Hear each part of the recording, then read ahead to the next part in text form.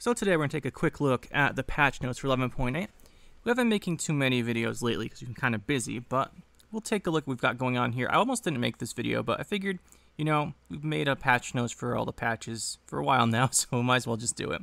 And let's take a look at what's going on. So we have new feature, deck builder feature, cycle. Oh, this is nice. This helps a lot with the summer cycle stuff.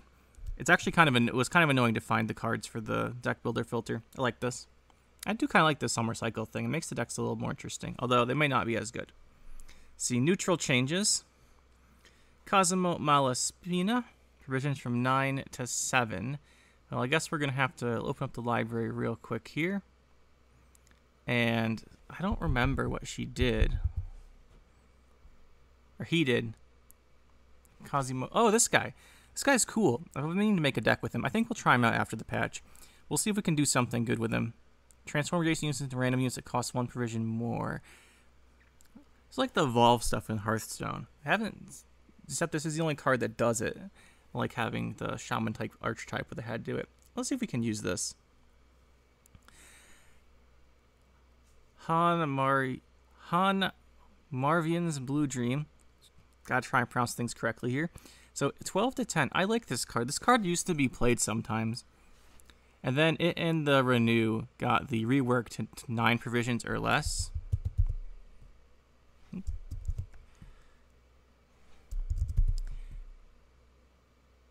I'll just go with blue. We'll find it eventually. There we go. Yeah, it got this 9 provision or less condition added to it like Renew did. And it was kind of weird that it cost the same as Renew, because they're both 12s, right? No, because Renew went from 13 to 12 after that change. Yeah, they're both 12s, and Blue Dream's much more conditional, because it's an opponent's card, so it has less synergy with you naturally. So this is 2 Persian buff. I'm not sure we'll see this still. I'm not sure what we would really use this in. But it is interesting. It is interesting.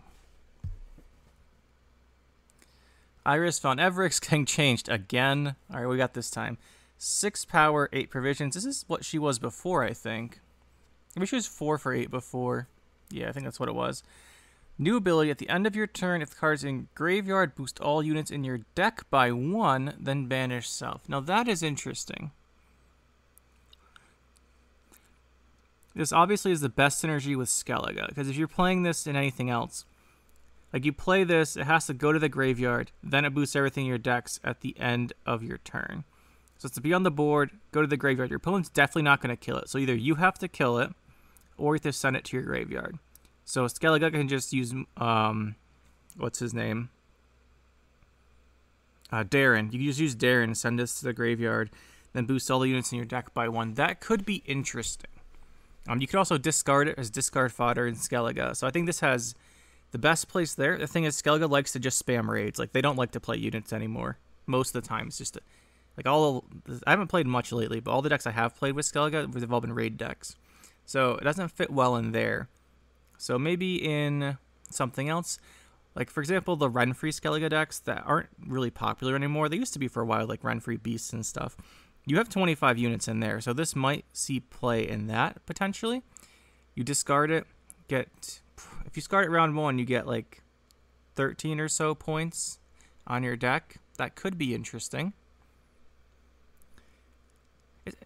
And there's also, we can't discount monsters, right? Because monsters can consume or use the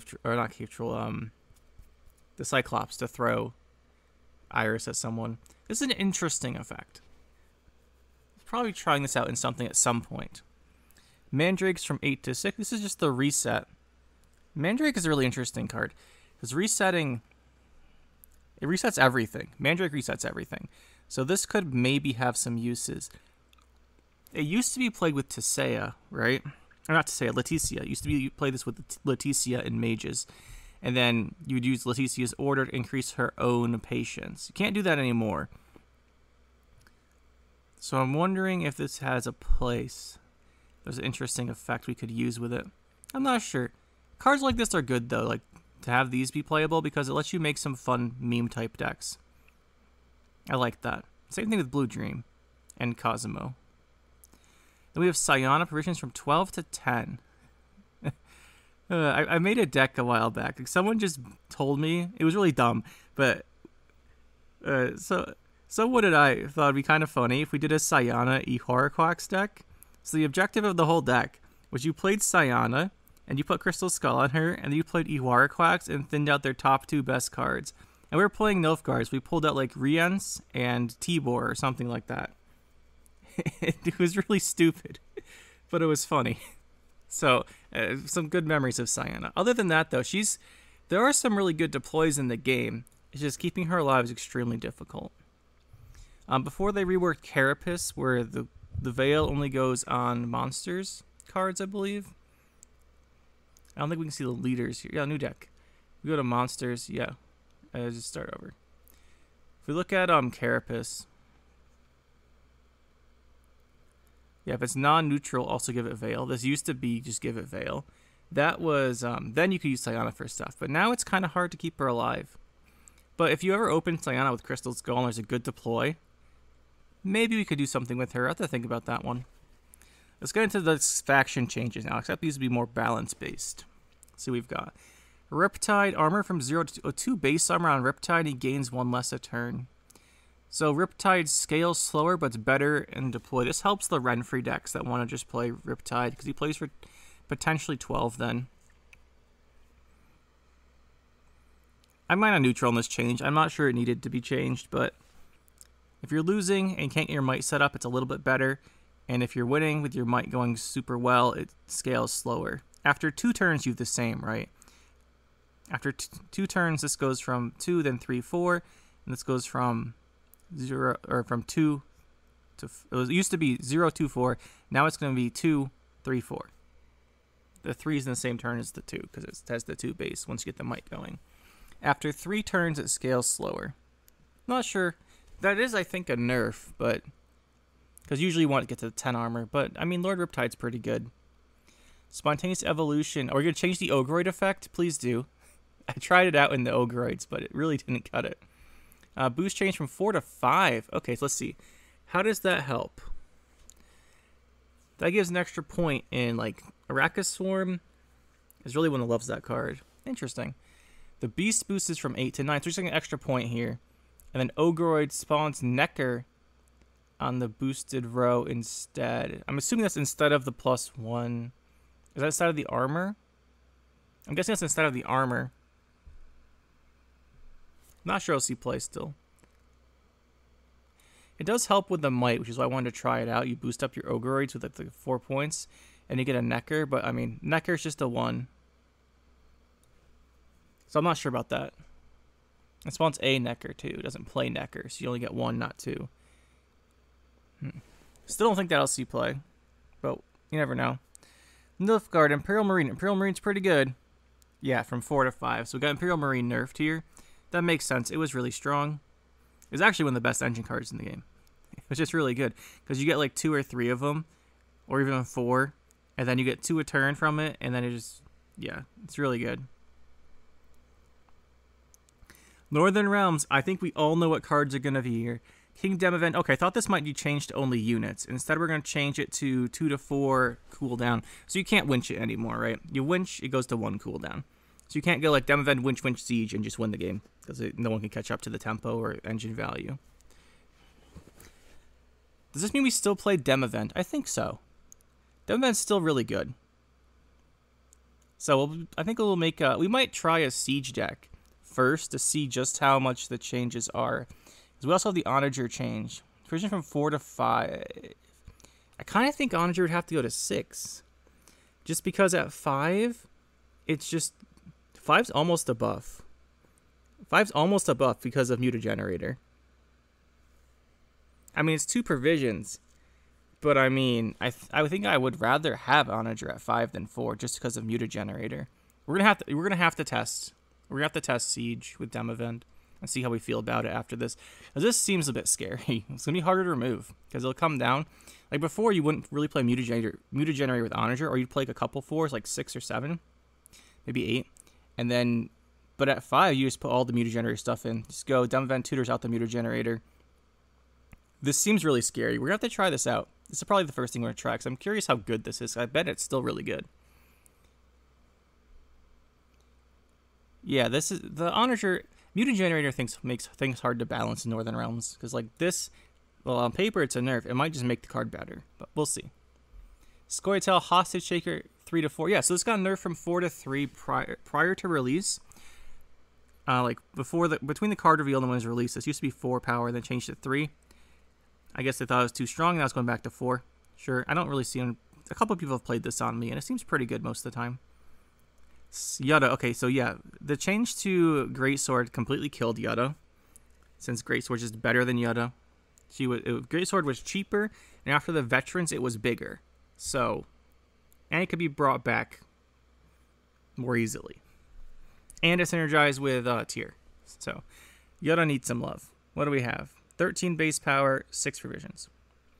So this is, if you're playing Blaze of Glory without King Bran to get you an extra veteran, Yutta is the same provisions and 1 more power than Greatsword. If you're playing King Bran at round 3, it's the same. I'm not sure this is enough to see her see. She probably sees a little bit of play here, but since everyone wants to play tier on the Greatsword, I don't think this matters. It's just because everyone's going to want to tier the Greatsword now that it gets the veteran. So I'm guessing we probably won't see her anyway.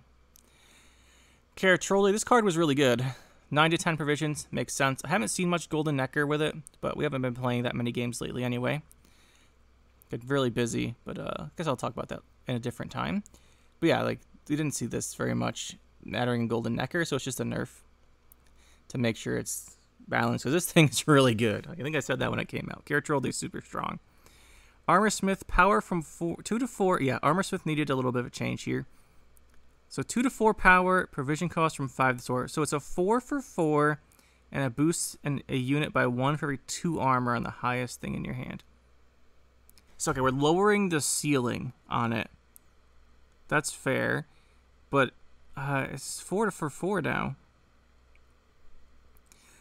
So for it to be insane, okay, let's just do a comparison. So you have 12 armor, which is a number you see pretty commonly in Onslaught decks. Like 12 is probably what I guess would be about the average. Like sometimes they have less, sometimes they've got like 25. Depends on the matchup, but usually about 12 is what you can count on them playing for. So previously it would be 2 with 12 armor would be 14. Now it would be 14 for 5. Now it would be plus 6, so it would be 10 for 4. Okay. Yeah, it does tone it down, but and it goes up to like 20. I think the highest thing whenever played on me was 20 or 36. I was playing Self Wound. It was awesome. So yeah, 36 would be plus 18. It'd be a 22 as opposed to a 38. Yeah, it does tone it down. If you're doing really poorly, like say you're playing some kind of bomb deck, you're just discarding cards with each other, or like they're just discarding cards, and you have like 6 armor, then you're getting 7 where you previously would have gotten 8. Okay, yeah, this makes sense. This seems, I was trying to talk myself through this one, see how much better, how much worse it is with the provision change. I think this is fine. It's definitely nerfed. Still, I like Onslaught. I like the Pirates in general. I wasn't really a fan of these huge point slams. I like the Yalmar play better, but it's interesting. Funeral ability only triggers during its owner's turn. Yeah, this thing just spams stuff out so much. Like every time your opponent played a special card, they took like a ping, and then if the special card killed something, they took another ping. So this makes sense. We've got Syndicate Captain Yago. Oh yeah, this guy was so situational. So he's now 13 to 11, 2 provision buff right away. All right, we'll try and make a Captain Yago deck probably soon then. The Akarantia. Voice of Crimes for 10-12. Yeah, Akarantia was insane. It's pretty fun, but it was also kind of insane. If they didn't, like, if you put it behind Defender and you started firing every card out of your deck, it was hilarious. And the deck hand had Profit 1. Yeah, deck hand wasn't really cutting it, I don't think. But the Profit 1, maybe now with the extra coin you can think about it. I tried it out, but it didn't really sell itself to me. Yeah, those are changes, not too many. Some interesting ones in the neutrals. And I think we'll try out Siege, because I'm curious. I think it's still going to be really good. Like, the deck will be really good, even though Demoven got nerfed. That's my guess. But anyway, thanks for watching, and we'll see you in the next one.